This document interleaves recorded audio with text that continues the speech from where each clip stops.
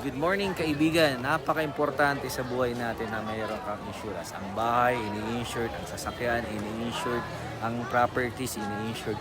So ang negosyo, ini-insured. Pero pinaka-importante sa lahat yung buhay mo.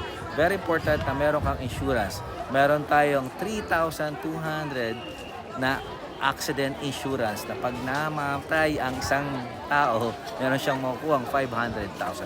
Pag disability naman, 500,000 din.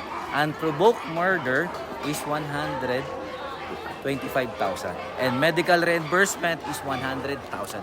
And burial assistance is 50,000. So very important, ano mang mangyari sa'yo, hindi mo pinoprotektahan ang buhay mo. Pinoprotektahan mo yung mahal mo sa buhay na maiiwan mo sakasakaling may mangyari. Knock on wood, wag naman. Pero important is insured ka. So get your insurance now and get protected.